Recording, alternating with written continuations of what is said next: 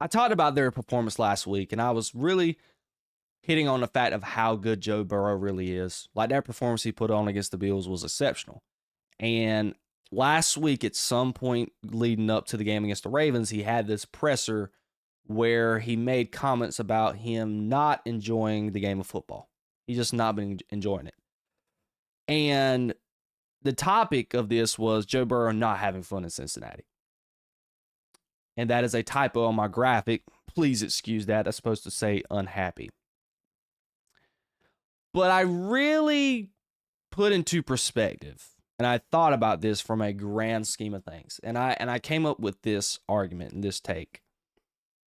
Are we aware that Joe Burrow has not played a significant football game in 3 years? Let that sink in. Joe Burrow, Heisman winner, been to the Super Bowl in his second year in the NFL, particularly really his rookie season, has not played a meaningful football game in 3 years. Let's go over to history. 2023, had a wrist injury. He was 5-5 at the time. Team was not good enough to make the playoffs. 2024, last year, MVP type level season. Statistically, he was off the charts, but he did not have a defense good enough to get them into the playoff mix. And this year, he missed majority of the season with the turf toe. And I really, really, really do think if Joe Burrow was on this roster all year, I really do think that they would have been in the conversation to make the playoffs. Heck, just a couple of weeks ago they were. If the Bengals would have won last week against Buffalo and would have won Sunday against the Ravens, like they have they're still in the mix for getting into the playoffs. But again, Joe Burrow has not played a significant football game in 3 years. He's won a Heisman, he's a national champion, and he went to the Super Bowl in his second year as a quarterback. Even before he went to Louisiana State University. He went to Ohio State, one of the premier programs in college football history. In the NIL era, and heck, even back when before NIL era, they had C.J. Stroud, Justin Fields, like they were going to the national championship.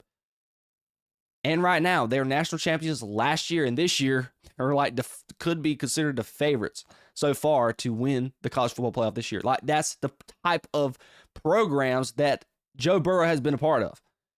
And when he came to Cincinnati, he tore his ACL his first year, and the next year after that, you draft Jamar Chase and you go to the Super Bowl. And then the year after that, you go to the playoffs, you go on the road, and you beat Josh Allen at Highmark Stadium in the snow. You go from that. Like, Joe Burrow was drafted in 2020. So you're talking about for the last, you've got 22, 21, 20, 19, I guess maybe 18, you can say. Like, you know, he was part of winning for 5-6 straight years. Competing. This is what Joe Burrow is. He is the ultimate competitor. He made a quote when he was coming off injury in Thanksgiving, and I guess the reporter or whatever she asked was asking Joe Burrow, and she was like, hey, Joe, like, why do you feel like coming back so early? Because Joe Burrow really came back earlier than the timeline really predicted him, and he was like, I'm the ultimate competitor. Like, people pay to watch me play. Like, we get paid to play. I'm going to play football. Like, Joe Burrow is the ultimate competitor. So you can imagine playing meaningless football. Oh, and let's not take his comments out of context, which I know people, the trade rumors and all that, have been a focal point around this conversation. But let's be honest, you are a football player. It is not fun to be playing meaningless football. If you're a guy like Joe Burrow and you love the game of football and you're a super competitive guy, of course, we've had some players and they've admitted it over years, like, dude, I'm getting paid $1 million. Like, I'm bringing home a $500,000 game check. Like, I'm good. Like, I don't care if I win. I'm chilling. There's been a multitude of guys who's openly admitted that type of conversation over the years in the NFL. But a guy like Joe Burrow, no matter the game check, this guy wants to win games. Like, he wants to be the greatest in the league. We've had conversations over the last couple of years, and they've dissed it away just because of his health. Like, Joe Burrow was a top 2 quarterback in the league. Outside of Patrick Mahomes, people were having Joe Burrow in the conversation of, yeah, this guy can be the best quarterback in the NFL. He kind of almost went back-to-back seasons of making it to the Super Bowl. He lost in the AFC Championship game to the Kansas City Chiefs. That is what we're talking about with Joe Burrow. So, it's not fun to play a game knowing you don't have a legit chance at competing for a championship. And that's been the case for Joe Burrow the last 3 years. The Bengals have invested a lot in Joe Burrow. This is the reason why I don't really agree that the Bengals or even Joe Burrow is kind of hinting around want to get away from this marriage. They've built an indoor practice facility whenever they drafted him because of there was conversations around this about Joe Burrow kind of getting an ownership like, dude, we're the only team in the NFL who does not have an indoor practice facility. How is this the case? There wasn't a quote that directly tied Joe Burrow saying that, but I remember a couple years ago, there was these articles just really insinuating that, yeah, they built one just because they got Joe Burrow and Jamar Chase. Like, they got these premier players, and you're going to want to take care of these players because, they do the NFLPA does these rankings every year, which I think they're getting rid of it this season.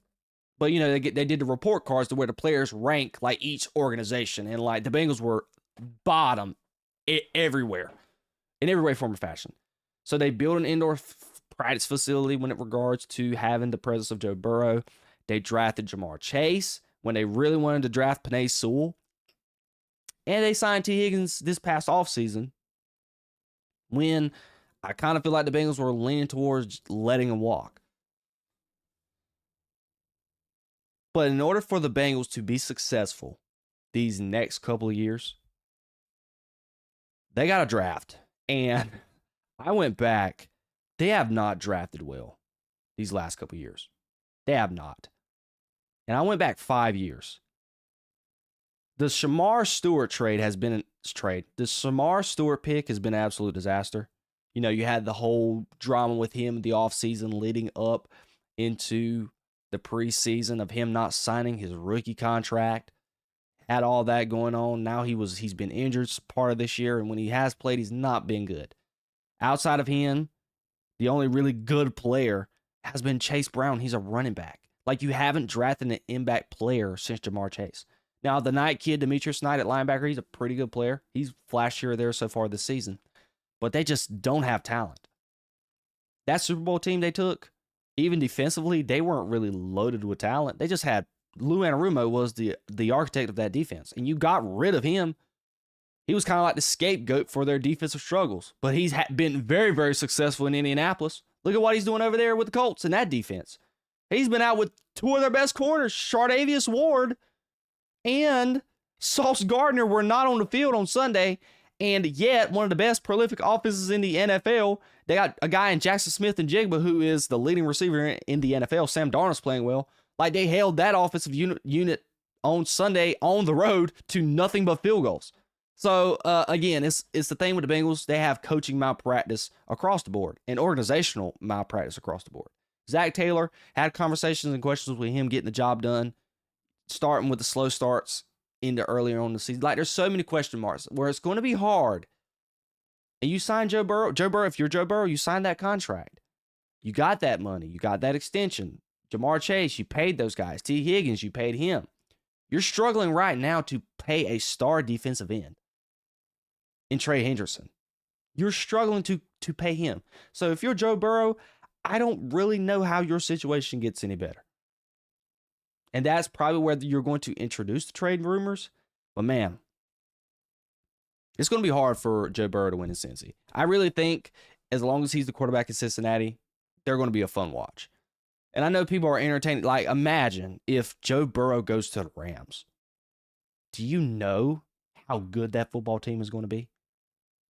Like, Joe Burrow's been injured because he's been getting killed by his offensive line since his first year.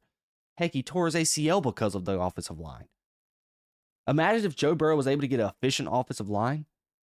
with that kind of talent that the Rams have, both sides of the ball, please. Joe Burrow be an MVP. Like Matt Stafford is in the MVP race. Imagine if Joe Burrow was in LA. I digress. The guy's great. That's just my thing with Joe Burrow. And we can't really take the comments of Joe Burrow not having fun fully out of context.